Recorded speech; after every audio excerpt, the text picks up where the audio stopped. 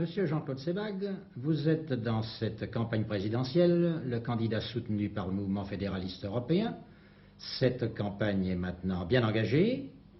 Que pensez-vous de son déroulement et de son style? Le style de cette campagne paraît maintenant effectivement se déterminer. Et deux catégories de candidats paraissent aussi se révéler. D'une part, les candidats éligibles et d'autre part, les candidats sérieux. Les candidats éligibles, ils sont au nombre de 3, qui viennent chaque jour sur cet écran dire à chaque téléspectateur ou sur les ondes, à chaque auditeur, regardez-moi, entendez-moi, je vous regarde, je vous parle du fond du cœur, je veux toucher votre cœur, je serai votre président à tous. Enfin, toutes sortes de choses badines, agréables, plaisantes à écouter, et qui font, semble-t-il, l'essence de leur campagne. À côté, il y a les candidats sérieux, ceux qui considèrent que dans cette élection, la France joue son avenir, pour 7 ans au moins et peut-être pour davantage, et qui sont venus ici pour parler des problèmes importants. Parmi ceux-ci, je voudrais vous entretenir aujourd'hui d'un problème important, sinon le problème déterminant des prochaines années, celui de l'Europe. Mais je crois bien que vous ne deviez pas être seul aujourd'hui sur ce plateau.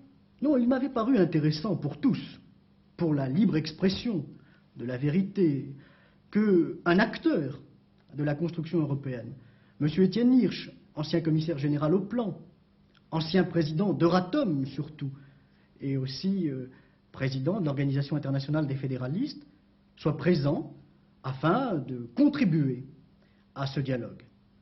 Malheureusement, ou en tout cas curieusement, pour des raisons vraiment très mal déterminées, la Commission nationale de contrôle des élections, qui préside souverainement aux modalités de cette campagne, a décidé que M. Étienne Hirsch ne devrait pas prendre la parole. Voilà pourquoi je suis seul. Bon, vous êtes donc ici le candidat européen. Mais vous n'êtes pas le seul à parler de l'Europe. Tous les candidats, les éligibles, dont vous parliez il y a un instant, M. Giscard d'Estaing, M. Chaban-Delmas, M. Mitterrand, se déclarent en faveur de l'Europe. Donc, qu'est-ce qui vous distingue de ces candidats? Ils en parlent tous. Vous avez raison de le souligner. Enfin, en tout cas, ceux qui prétendent glaner quelques voix. Mais enfin, il faut voir comment ils en parlent et quand ils en parlent. Prenez M. Chaban-Delmas. Il parle à nouveau, effectivement, de ses convictions européennes. C'était avant-hier à Lyon qu'il s'est même déclaré un militant ardent, c'est son terme, ardent, de l'unité de l'Europe. M. Chaban-Delmas, on peut croire à sa sincérité, surtout en campagne électorale. Mais enfin, dans ce cas, peut-être pourrait-on demander, et je le fais d'ailleurs à travers cette émission, peut-être pourrait-on demander à M. Chaban-Delmas pourquoi, en 1951, il a choisi de voter contre ce qui constitue la première base de la construction européenne, l'avènement de la communauté européenne du charbon et de l'acier. Pourquoi, en 1954, il a choisi de voter contre la communauté européenne de défense qui nous aurait permis aujourd'hui de régler efficacement en commun nos problèmes de sécurité. Bien sûr, on pourra dire tout de même, il ne faut pas juger un homme politique à ses actes antérieurs. Sans ça, il ne serait pas homme politique. Il peut changer. Mais dans ce cas, il faut regarder aussi l'attitude de M. Chaban-Delmas, ce militant ardent de l'unité européenne, pendant qu'il était au gouvernement, tout récemment. Et à cet égard, vraiment, ces actes démentent ces propos de Lyon et de la campagne électorale. Mais il n'y a pas que M. Jacques Chaban-Delmas. Prenons M. Mitterrand. Quant à lui, il est certain que ses convictions européennes ne sont pas suspectes. On les connaît, il les a redits, on peut y attribuer quelques foi. Mais alors, il est d'autant plus surprenant, sinon même à certains égards inquiétant, que M. Mitterrand, dont les convictions européennes sont, semble-t-il, réelles, se présente au nom d'un programme commun de la gauche, dans lequel les silences sur l'Europe sont troublants. Il n'y a rien dans le programme commun de la gauche sur ce qui devrait être la prochaine étape de la construction européenne, peut-être la plus décisive, l'élection du Parlement européen au suffrage universel direct, et surtout, il n'y a rien sur l'objectif à atteindre après les communautés européennes, l'union politique de l'Europe. Ceci est plus que désarmant, vraiment alarmant et regrettable. Et M. Giscard d'Estaing. M. Giscard d'Estaing... Parlez-nous maintenant de M. Giscard d'Estaing. Oui, c'est un Européen, probablement. Il l'a dit. Il l'a dit, redit. Comme M. Mitterrand. Exactement. Et au surplus, il peut aujourd'hui se prévaloir tout de même de l'appui de personnalités politiques dont les convictions européennes sont certaines. Et alors, on est d'autant plus étonné que M. Valéry Giscard d'Estaing, cet Européen, lui aussi convaincu, ait choisi comme slogan, enfin en tout cas comme un des axes principaux de sa campagne, le slogan suivant: indépendance et puissance de la France. Mais est-ce que par hasard vous êtes adversaire de l'indépendance et de la puissance française? Non, bien entendu. Je suis pour l'indépendance et la puissance de la France. Mais enfin, pour ma part, je tiens à être réaliste. Est-ce qu'il n'y a pas quelque tromperie, ou en tout cas quelque illusion, à dire aux Français je vous garantis l'indépendance et la puissance de la France, alors que M. Giscard d'Estaing est intelligent, il est au gouvernement depuis longtemps, il sait très bien qu'il ne peut pas garantir, en l'état actuel des choses, l'indépendance et la puissance de la France. Il ne peut pas le garantir, et je vous en prends des exemples. Prenez la dernière crise énergétique, qui s'est abattue vraiment comme un ouragan sur notre pays. Il a suffi que quelques États producteurs de pétrole adoptent une certaine politique pour que la vie quotidienne des Français s'en trouve modifiée. Il a fallu adopter des restrictions énergétiques. Il a fallu se ressentir au niveau de la hausse des prix, des répercussions de la hausse des matières énergétiques.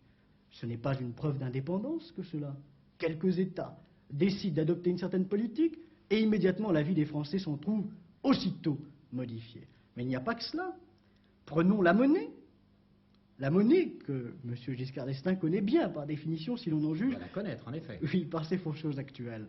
Or, M. Giscard d'Estaing avait dit à un moment donné, le franc est une monnaie sûre, solide, qui ne doit pas bouger. Et un beau jour, on ne sait pas très bien ce qui s'est passé, voici que le franc s'est mis à flotter. On sait ce qui s'est passé. La France est vulnérable. Elle n'est vulnérable, peut-être qu'il a suffi qu'une firme multinationale transfère ses trésoreries d'une devise à l'autre pour que, effectivement, tout d'un coup, cette puissance et cette indépendance prétendue de la France, eh bien, se trouvent de la sorte bafouées. Et il n'y a pas que la monnaie. Même la France n'est pas tout à fait absente de la scène internationale. Entendez M. Jobert qui parle en son nom haut et ferme, souvent. Oui, monsieur Hitt, vous avez prononcé là le mot-clé. Il parle. Et tout le problème, aujourd'hui, qui se pose vraiment à chacun des Français, est de savoir s'il convient de se satisfaire de parler, ce qui, à l'évidence, de toute façon, peut apporter quelques satisfactions, ou si on doit avoir comme objectif, et notamment lorsque l'on est un chef d'État, que ses propos se traduisent en actes. Or, ce ne sont pas les grands voyages et les petites phrases de M. Michel Jobert, quelque intérêt qu'il présente, qui ont eu une incidence ces derniers temps sur la résolution des grands problèmes du monde. Prenez la guerre du Vietnam. Bien, la France a été absente de la solution du conflit vietnamien. Peut-être pourrait-on dire quand même qu'elle n'a pas été si absente que ça. La conférence de Paris sur la paix s'est tenue dans notre capitale. Mais enfin, des conférences de la paix, il s'en tient très fréquemment. En Suisse, par exemple. Et les Suisses, que je sache, ne prétendent pas que leur pays est puissant et indépendant. Ah, la France est autre chose, tout de même. C'est autre chose. Un peu plus que la Suisse. C'est autre chose. Et c'est pourquoi, d'ailleurs, son prestige et l'affirmation de son prestige doit nous être sensible. Mais il ne doit pas nous masquer la vérité.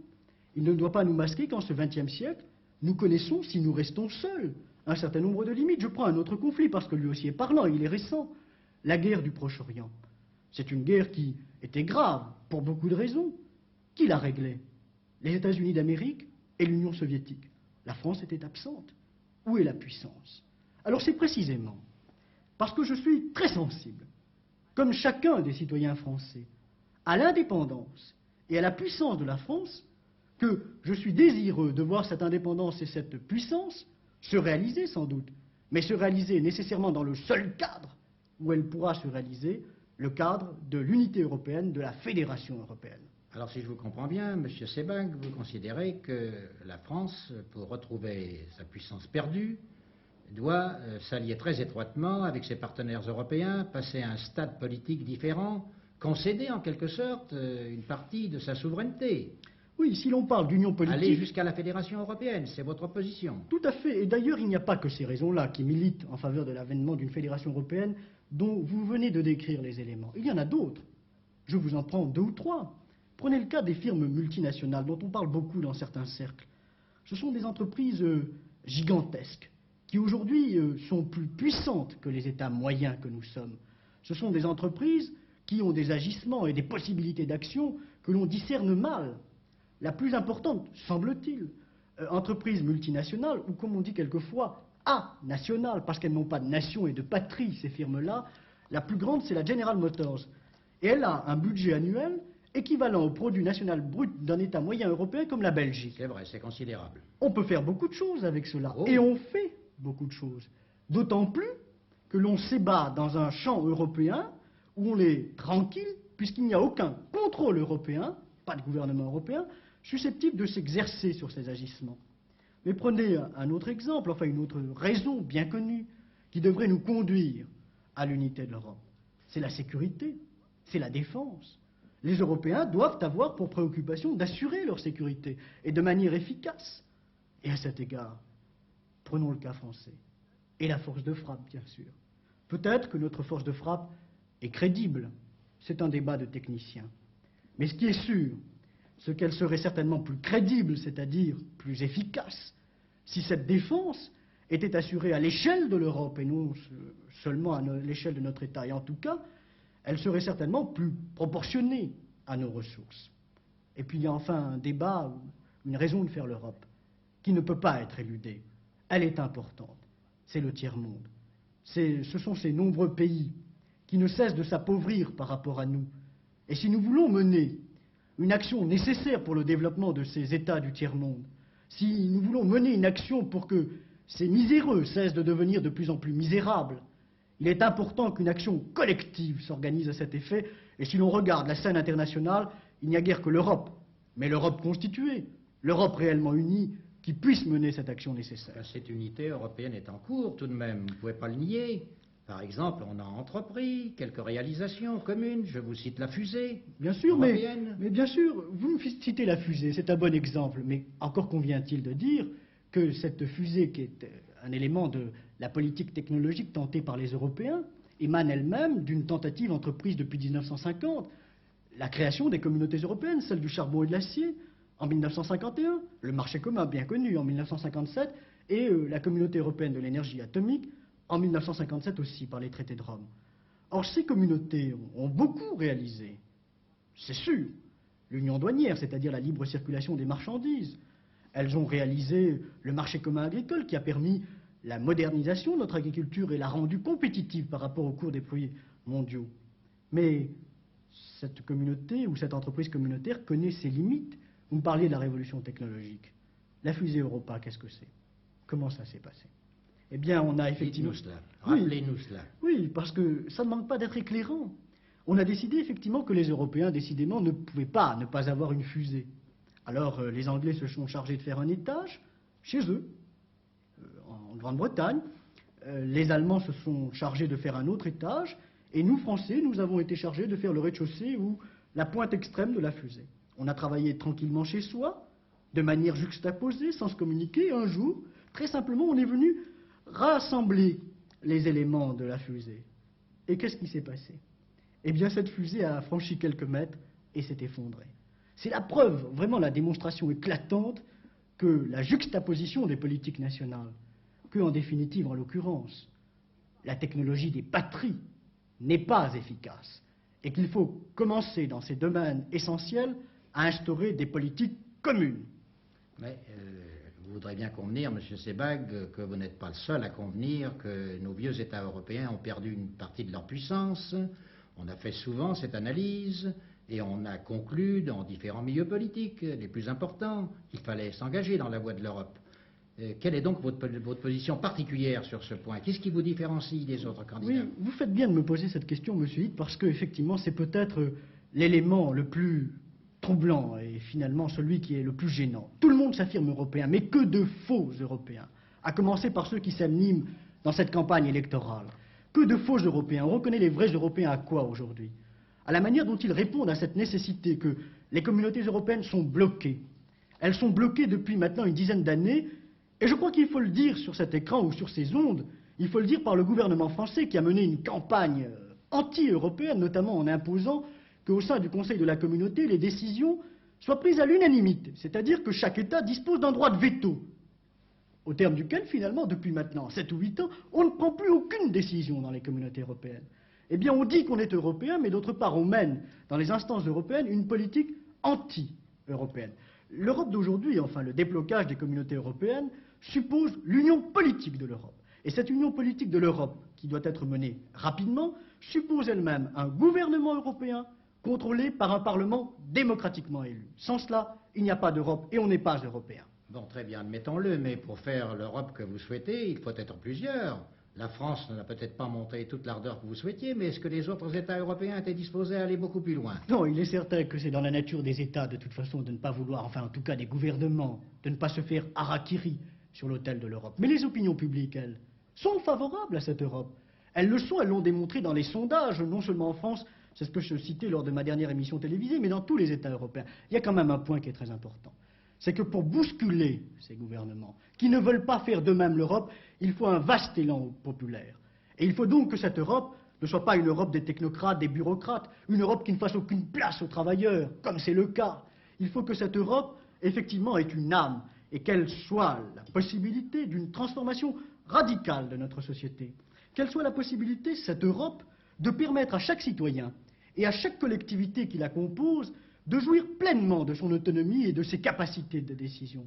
Que cette Europe soit une Europe humaine et humaniste, qu'elle permette effectivement aux plus déshérités, aux classes sociales les plus défavorisées de se sentir concernées. Ceci résultera, j'en termine sur ce point, résultera notamment d'un élan populaire qui pourrait se caractériser par l'élection du Parlement européen au suffrage universel direct. Bon, mais je crois vous avoir bien compris, mais est-ce que vous mesurez bien les difficultés? Est-ce que vous croyez que le peuple français et les autres peuples européens sont décidés à s'engager dans cette voie? Je viens de vous le dire. Tous les sondages témoignent qu'il y a une énorme adhésion à l'unité de l'Europe. Mais cette adhésion, jusqu'ici, n'a pas pu s'exprimer.